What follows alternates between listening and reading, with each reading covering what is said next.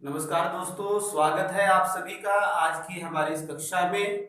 जैसा कि आप सबको विदित है, हम पढ़ रहे हैं हिंदी बी और हिंदी बी यानी हिंदी व्याकरण के अंतर्गत हम पढ़ रहे हैं अलंकार। तो पिछली वीडियोस में दोस्तों हमने पढ़ा शब्दालंकार और अब हम पढ़ रहे हैं अर्थालंकार। तो अर्थालंकार के अंतर्गत हम उपमा अलंकार पढ़ चुके हैं, उत्प्रेक्षा अलंकार भी हमने पढ़ लिया है। ठीक है, तो आज का दोस्तों हमारा जो टॉपिक है वो है रूपक अलंकार का। रूपक अलंकार इन सभी अलंकारों में, अर्थालंकार जो आपके पाठ्यक्रम में 5 है, उपमा से लेकर मानवीकरण तक, इसमें रूपक अलंकार कुछ हद तक जो है मुश्किल आपको आ सकती है और बच्चों को आती भी है। तो उन मुश्किलों से बचने के लिए आपने इस वीडियो को ध्यान से सुनना और समझना है, एग्जाम्पल्स को सही तरीके से समझना है, तो आपको सरलता रहेगी, आसानी से आपको ये समझ आ जाएगा। ठीक है दोस्तों, इसीलिए हम आपको वीडियो के माध्यम से एक एक अलंकार करा रहे हैं ताकि आपको अच्छे से वो चीज समझ आ जाए। ठीक है, ज्यादा समय न लेते हुए चलो दोस्तों शुरू करते हैं आज की हमारी हमारे पास आज का टॉपिक है रूपक अलंकार। रूपक अलंकार। अब आपको मैंने बताया था जब उपमा अलंकार कराया था कि इन तीनों में, उपमा, उत्प्रेक्षा और रूपक, इन तीनों अलंकारों में एक चीज कॉमन बताई थी आपको। याद होगा, जिन बच्चों ने पिछली वीडियो देखी तो उनको पता होगा। तो वो कौन थे, कौन कौन सी दो बातें थी? उपमेय और उपमान। ठीक है, तो यहां पर भी वही बात होगी। जहां पर उपमेय में उपमान का, जहां पर उपमेय में उपमान का आरोप पाया जाए, आरोप पाया जाए या आरोप कर दिया जाए, वहां पर क्या होता है दोस्तों? रूपक अलंकार होता है। क्या होता है वहां पर? रूपक अलंकार। उपमा में क्या था? उपमेय की उपमान से तुलना कर रहे थे, कंपैरिजन हो रहा था। ठीक है। दूसरा, उत्प्रेक्षा में उपमेय में उपमान की संभावना पाई जा रही थी।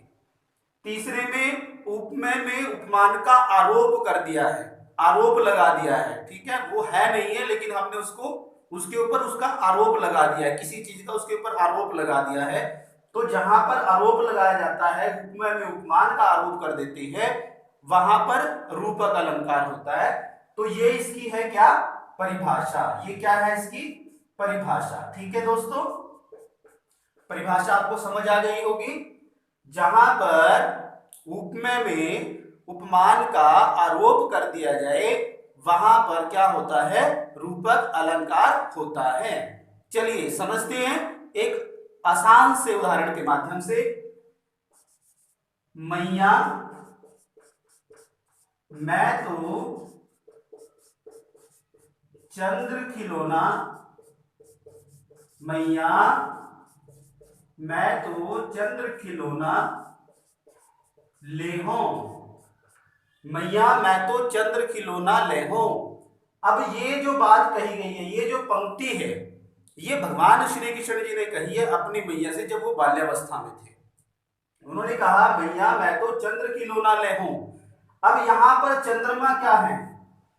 उपमान है या ये उपमेय है? आप सोच करके देखिए, क्या यह उपमान है, क्या यह उपमेय है? किस पर किसका आरोप कर दिया गया है? जरा सोचिए, पढ़िए दोबारा से पंक्ति को। मैया मैं तो चंद्र खिलौना लेहूं। उपमेय में उपमान का आरोप कर दिया है। उपमेय क्या है? खिलौना। ठीक है, उपमेय क्या है? खिलौना। चंद्र खिलौना लेहूं, ये उपमान है। सॉरी, माफी चाहूंगा, ये उपमान है और ये उपमेय है। अब यहां पर इस उपमेय के ऊपर किसका आरोप कर दिया है? खिलौने का आरोप कर दिया है, उपमान का। उपमेय पर उपमान का आरोप कर दिया है। अब भगवान श्री कृष्ण ने कहा मैया मैं तो चंद्र खिलौना लेहूं, मुझे वो चंद्र रूपी खिलौना चाहिए, चांद रूपी। अब चांद के ऊपर खिलौने का आरोप कर दिया है। चांद खिलौना नहीं है, लेकिन उसकी मां जो है उसकी इच्छा पूर्ति के लिए उसको आंगन में पानी की प्रात भर करके रख देती है, उसमें उसकी छाया पड़ती है, चंद्रमा की परछाई पड़ती है और बच्चा उससे खेलता है, उसकी उसकी जिद को पूरा करती है। तो यहाँ पर मैया मैं तो चंद्र की लोना ले हूं, हमने इसका भाव तो समझ लिया, लेकिन हमने भाव नहीं समझना, हमने इसमें अलंकार बताना है कौन सा है। तो यहाँ पर उपमेय चंद्रमा है और उपमान क्या हो गया, खिलौना। उपमेय पर उपमान का आरोप कर दिया, चंद्रमा के ऊपर खिलौने का आरोप होने के कारण यहाँ पर कौन सा अलंकार हो जाता है दोस्तों, रूपक अलंकार। कौन सा हो जाता है, रूपक अलंकार। चलिए दूसरा उदाहरण देखते हैं, बिल्कुल आसान सा है दूसरा भी। नेक्स्ट, आए महंत वसंत, आए महंत वसंत।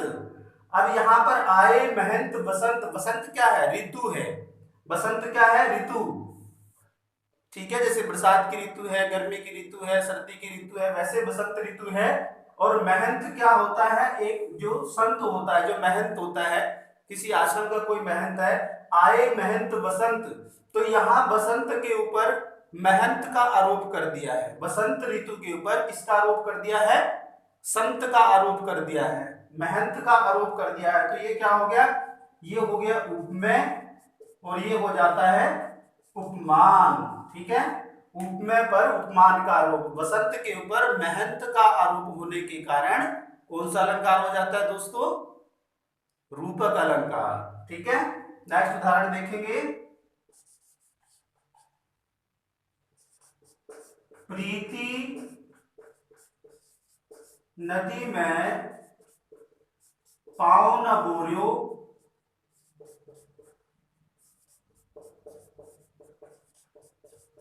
दृष्टि न रूप परागी, न रूप परागी, ठीक है। अब ये क्या है, प्रीति नदी में पाँव न बोरियो, दृष्टि न रूप परागी। अब ये सूरदास जी की पंक्तियां हैं, उधो तुम अति बड़भागी, कविता है सूरदास के पद, उसकी यह पंक्ति है, प्रीति नदी में पाँव न बोरियो, प्रीति नदी। अब यहाँ पर हमारा अलंकार है, यहाँ पर प्रीति नदी, प्रीति रूपी नदी। अब यहाँ पर प्रेम रूपी नदी हो गया, नदी के ऊपर किसका आरोप कर दिया है, प्रीति का। प्रीति में क्या होता है, प्रेम होता है, प्रीति में क्या होता है, प्रेम। तो यहाँ नदी के ऊपर प्रीति का आरोप होने के कारण क्या हो जाता है दोस्तों, रूपक अलंकार हो जाता है। तो यहाँ उपमेय में उपमान का आरोप कर दिया है, प्रेम रूपी नदी, नदी क्या हो गया, उपमेय हो गया, और प्रीति क्या हो गया, उपमान हो गया, ठीक है।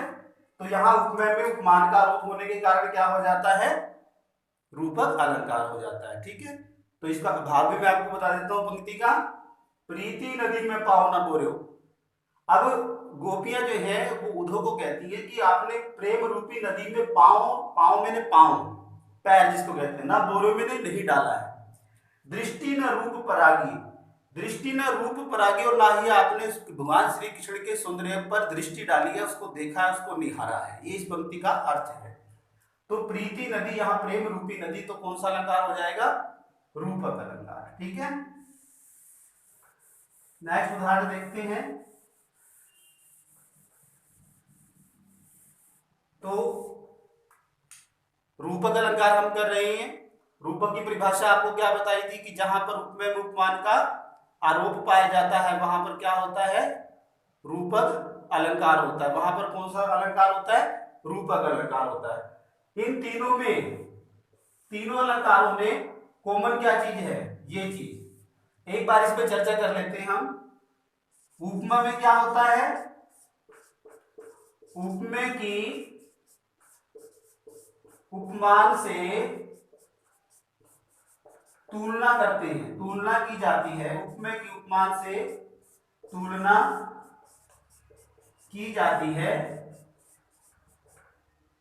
और उत्प्रेक्षा में क्या होता है दोस्तों, उत्प्रेक्षा में क्या होता है, उपमेय में, उपमेय में उपमान की संभावना पाई जाती है। क्या पाई जाती है, संभावना, दिखाई नहीं दे रहा होगा, ऊपर लिख देता हूं।